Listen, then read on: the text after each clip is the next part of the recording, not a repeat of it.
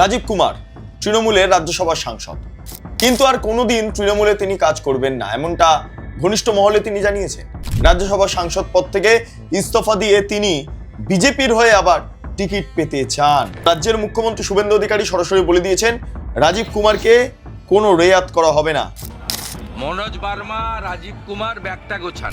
এই রাজীব কুমার মমতা বন্দ্যোপাধ্যায়ের ডান হাত ছিল, রাজীবও পাল্টি খেতে পারে, তাই রাজীবের থেকেও কার্যত মমতা বন্দ্যোপাধ্যায় দূরত্ব বাড়িয়ে দিলেন। ফলে রাজীব কুমারের কেরিয়ার শেষ হয়ে গেল। বিরোধী দলনেতা থাকাকালীন রাজীব কুমার মুখ্যমন্ত্রীর অর্থাৎ শুভেন্দু অধিকারীর 1 নম্বর শত্রু ছিলেন।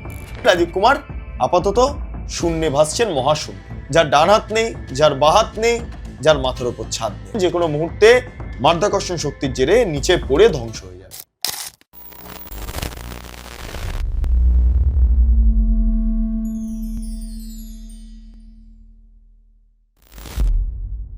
রাজীব কুমার তৃণমূলের রাজ্যসভার সাংসদ, কিন্তু আর কোনোদিন তৃণমূলে তিনি কাজ করবেন না, এমনটা ঘনিষ্ঠ মহলে তিনি জানিয়েছেন। তিনি তৃণমূলের হয়ে আর কাজ করতে চান না, তিনি ইস্তফা দিতে চান। রাজ্যসভার সাংসদ পদ থেকে ইস্তফা দিয়ে তিনি বিজেপির হয়ে আবার টিকিট পেতে চান।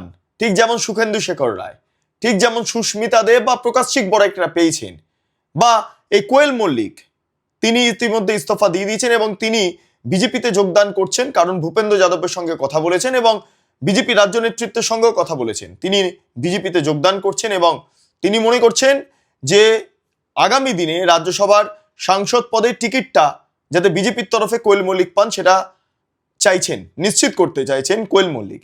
ঠিক এই আবহে দাঁড়িয়ে রাজীব কুমার একসময় রাজ্য পুলিশের ডিজি, যাই হোক, তারপর সিপি ইত্যাদি ইত্যাদি বিভিন্ন পদ আমরা দেখেছি, মমতা বন্দ্যোপাধ্যায়ের অত্যন্ত ঘনিষ্ঠ কাছের, এবং এই রাজীব কুমার এই মুহূর্তে চাইছেন মমতা বন্দ্যোপাধ্যায়ের সঙ্গ ছাড়তে। তিনি বিজেপির সঙ্গে যোগাযোগ করেছেন, কিন্তু রাজ্যের মুখ্যমন্ত্রী শুভেন্দু অধিকারী সরাসরি বলে দিয়েছেন রাজীব কুমারকে কোনো রেয়াত করা হবে না। কোনোভাবে পদত্যাগ করলেও তাকে বিজেপিতে যোগদান করানো বা বিজেপিতে নেওয়া বা মমতা বন্দ্যোপাধ্যায়ের বিরুদ্ধে ব্যবহার করা ইত্যাদি রাজীব কুমারকে দিয়ে চলবে না, এই এক্সপেরিমেন্ট চলবে না। মনোজ বার্মা, রাজীব কুমার ব্যাগটা গোছান। মুখ্যমন্ত্রী শুভেন্দু অধিকারী রাজীব কুমার প্রসঙ্গে সম্পূর্ণভাবে নেগেটিভ মতবাদ বা মনোভাব পোষণ করে ফেলেছেন। ফলে রাজীব কুমার যেটা ভাবছিলেন যে মমতা বন্দ্যোপাধ্যায়ের থেকে দূরত্ব সরিয়ে এই মুহূর্তে তৃণমূল কংগ্রেস থেকে ইস্তফা দিয়ে বা রাজ্যসভার সাংসদ পদ থেকে ইস্তফা দিয়ে তিনি ঘুরপথে বিজেপির ঘনিষ্ঠ হবেন, রাজীব কুমার যে ভেবেছিলেন সেটা আর হওয়া হচ্ছে না রাজীব কুমারের। মমতা বন্দ্যোপাধ্যায় শুনেছেন রাজীব কুমারের প্রতি এই মনোভাব মমতা বন্দ্যোপাধ্যায় তৈরি হয়েছে যে রাজীবও পাল্টি খেতে পারে, তাই রাজীবের থেকেও কার্যত মমতা বন্দ্যোপাধ্যায় দূরত্ব বাড়িয়ে ফেলেছেন। এই মুহূর্তে দাঁড়িয়ে আমাদের কাছে যে খবর আছে সেই খবরটা আপনাদের কাছে তুলে ধরলাম। রাজীব কুমার অত্যন্ত ভীত সন্ত্রস্ত হয়ে রয়েছেন। তিনি ভাবছেন যে কি করে তিনি বেঁচে ফিরবেন, বাঁচবেন, কারণ তার বিরুদ্ধেও তো একাধিকবার কেন্দ্রীয় এজেন্সি সক্রিয় হয়েছে। সারদা কাণ্ডে তার কি ভূমিকা ছিল না ছিল ইত্যাদি ইত্যাদি গোটা বিষয়টা নিয়ে রাজীব কুমার বারবার প্রশ্নের মুখে পড়েছেন। এমনকি রাজীব কুমারের বাড়িতে যখন তৎকালীন সিপি ছিলেন রাজীব কুমার কলকাতা পুলিশের, ফলে যখন তার বাড়িতে কেন্দ্রীয় এজেন্সি গিয়েছিলেন মমতা বন্দ্যোপাধ্যায় ধর্ণা করেছিলেন, ধর্ণাতলা বানিয়ে দিয়েছিলেন মমতা বন্দ্যোপাধ্যায়। এই রাজীব কুমারের হয়ে মমতা বন্দ্যোপাধ্যায় এত ব্যাটিং করেছেন, এত সওয়াল করেছেন, রাজীব কুমার নিজেকে কার্যত বলা যেতে পারে ওই মমতা বন্দ্যোপাধ্যায়ের সমগোত্রীয় ভেবে ফেলেছিলেন। মমতা বন্দ্যোপাধ্যায় শেষ পর্যন্ত রাজীব কুমারকে পুরস্কার দেন, সেটা হচ্ছে রাজ্যসভার সাংসদ। যাই হোক, রাজ্যসভার সাংসদ হিসাবে বিনা প্রতিদ্বন্দ্বিতায় রাজীব কুমার চলে গেলেন, কিন্তু যাওয়ার পরই যেটা বিপদ হলো, তৃণমূল কংগ্রেস ভেঙে গেল, তৃণমূল কংগ্রেস হেরে গেল। এবার তৃণমূল কংগ্রেস যখন ভাঙছে বা তৃণমূল কংগ্রেস যখন বিভিন্ন ভাগে বিভক্ত হয়ে গিয়ে মমতা বন্দ্যোপাধ্যায়ের বিরুদ্ধে প্রশ্ন তুলছে বিভিন্ন তৃণমূল কংগ্রেসের নেতারাই, তখন রাজীব কুমার কোণঠাসা হয়ে পড়েছেন। রাজ্যসভার অভ্যন্তরে রাজীব কুমার ডেরেক ওব্রায়েন সহ কাউকে আর পাত্তা দিচ্ছেন না, সবার থেকে দূরত্ব বাড়াচ্ছেন রাজীব কুমার, কারণ তিনি একটা সেফ সাইড খেলতে চাইছেন, সেফ জায়গা ভাবতে চাইছেন। রাজীব কুমার জানেন অনেক কিছু, অনেক তথ্য জানেন, সেই তথ্য নাকি রাজ্যের মুখ্যমন্ত্রীর কাছে তিনি সঁপে দেবেন যদি মুখ্যমন্ত্রী তাকে ক্ষমা করেন। কিন্তু অদ্ভুতভাবে মুখ্যমন্ত্রী ক্ষমা করবেন না রাজীব কুমারকে, কারণ এই রাজীব কুমারের হাত ধরেই একাধিক অশান্তির ঘটনা, এই রাজীব কুমারের হাত ধরে বিজেপি কর্মীদের গ্রেপ্তারি, এই রাজীব কুমারের হাত ধরে নানা দুর্নীতি, এই রাজীব কুমার মমতা বন্দ্যোপাধ্যায়ের ডান হাত ছিলেন। এই রাজীব কুমারকে আর শুভেন্দু অধিকারী কোনো খাতেই রাখতে চাইছেন না, কোনো খাতেই রাখতে চাইছেন না। এই অবস্থায় দাঁড়িয়ে রাজীব কুমার না ঘাড়কা না ঘাটকা। বিজেপির সঙ্গে সখ্যতা তৈরি করতে গিয়ে রাজীব কুমার ইস্তফা দেওয়ার ইচ্ছা প্রকাশ করেও রাজীব কুমারের যে ভূমিকা সেটা প্রকাশ্যে চলে এলো। এটা মমতা বন্দ্যোপাধ্যায় জেনে গিয়েছেন। ফলে মমতা বন্দ্যোপাধ্যায় রাজীব কুমারকে আর পাত্তা দিতে নারাজ, এবং অন্যদিকে বিজেপির ঘনিষ্ঠ হতে গিয়ে বিজেপিও রাজীব কুমারকে পাত্তা দিতে নারাজ। ফলে বলা যেতে পারে রাজীব কুমারের ডান হাত বাঁ হাত আর কিছুই নেই, মাথার ওপর ছাদই নেই।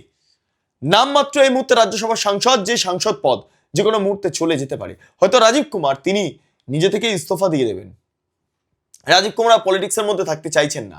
রাজীব কুমার পালিয়ে যাবেন অন্য জায়গায়, পশ্চিমবঙ্গে আর তিনি থাকবেন না। এই হচ্ছে অবস্থা। রাজীব কুমার অনেক কিছু ভাবছেন। রাজীব কুমারের বিশাল সোর্স, বিশাল ইন্টেলিজেন্স, হিউম্যান ইন্টেলিজেন্স। রাজীব কুমারের কাছে হেন কোনো নেই, কোনো খবর নেই। সব খবর নাকি রাজীব কুমারের কাছে থাকে।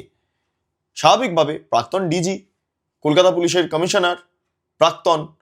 ফলে রাজীব কুমার অনেক কিছু জানেন, বোঝেন, অনেক সোর্স আছে ইত্যাদি ইত্যাদি, আপনারা জানেন ভালো করে। আর এই রাজীব কুমার এখন সেই সমস্ত সোর্স ভাঙিয়ে অনেক কিছু করার চেষ্টা করছেন। পুলিশ মহলের সঙ্গে যোগাযোগ করে চেষ্টা করছেন যাতে শুভেন্দু অধিকারীর কাছে পৌঁছানো যায়। কিন্তু শুভেন্দু অধিকারী একটা দেওয়াল, একটা অদৃশ্য দেওয়াল টেনে রেখেছেন, যেখানে তৃণমূল থেকে যারা মমতা বন্দ্যোপাধ্যায়ের কার্যত একদম ঘনিষ্ঠ ছিলেন, সেই তৃণমূল থেকে কেউ যাতে ঢুকতে না পারে তার জন্য সক্রিয় ভূমিকা পালন করছেন। সেই দেওয়ালটাই মূলত দূরত্ব তৈরি করে রাখছে মমতা বন্দ্যোপাধ্যায়, তৃণমূল কংগ্রেসের ঘনিষ্ঠ যে সমস্ত ক্যাডাররা রয়েছেন তাদের থেকে শুভেন্দু অধিকারী সাফ বলে দিয়েছেন, আর না, রাজীব কুমারকে জায়গা দেওয়া হবে না। এই হচ্ছে মোদ্দা বক্তব্য। রাজীব কুমার বিপদে পড়েছেন। রাজীব কুমার অনেক তথ্য মমতা বন্দ্যোপাধ্যায় সেটা ফাঁস করতেও পর্যন্ত রাজি হয়ে গিয়েছেন। অনেক তথ্য ফাঁস করতে রাজি হয়ে গিয়েছেন। বুঝতে পারছেন জায়গাটা কোন পরিস্থিতিতে দাঁড়াচ্ছে? আমরা এই মুহূর্তে প্রাক্তন বিজেপি বিধায়ক দলবদ্ধ, তারপর তৃণমূল হয়ে যান, তারপর বাই ইলেকশনে হেরে যান, সে বিশ্বজিৎ দাস, যে বনগাঁর দিকের নেতা, তাকে ঋতব্রত লবিতে দেখা যাচ্ছে। মদন মিত্র ডান দিক বাদিক করছেন, বুঝতে পারছেন না কোন দিকে যাবেন। মদনদা শারীরিকভাবে ফিজিক্যালি হয়তো ওইদিকে গেছেন, কিন্তু মদনদাও বিশ্বাস করেন রেপিস্টকে। মদনদার মন অন্যদিকে পড়ে আছে। আচ্ছা, অনেক কাউন্সিলররা তারা ন্যাশনালি সিটিজেন পার্টি অফ ইন্ডিয়ার প্রধান যিনি এই মুহূর্তে রয়েছেন তার বাড়িতে গেছেন, আমরা জানি প্রত্যেকটায়। সুদীপ বাবুর বাড়িতে গেছেন, গিয়ে কথাবার্তা বলছেন।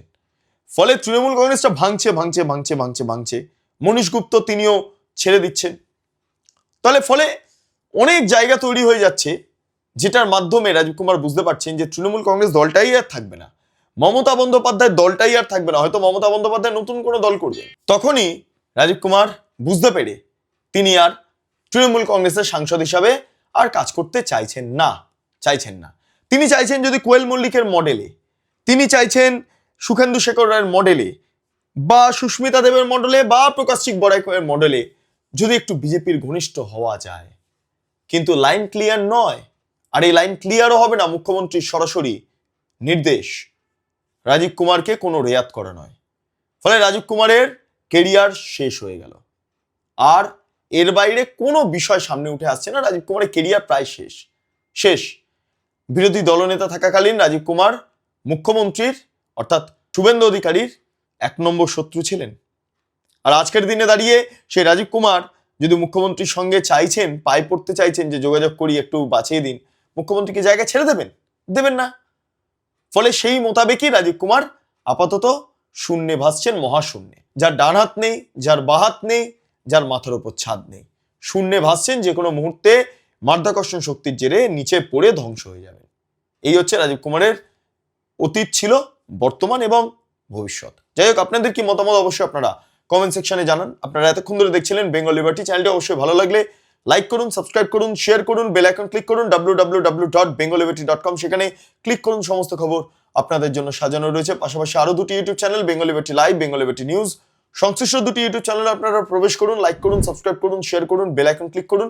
3টি social media handle Bengal liberty, Facebook, Instagram এবং এক্স হ্যান্ডেল, সেখানে প্রবেশ করুন, ভাবার প্র্যাকটিস করুন, স্বাধীন কাঁচিন এবং গেরিলা সাংবাদিকতার পাশে দাঁড়ান। অসংখ্য ধন্যবাদ।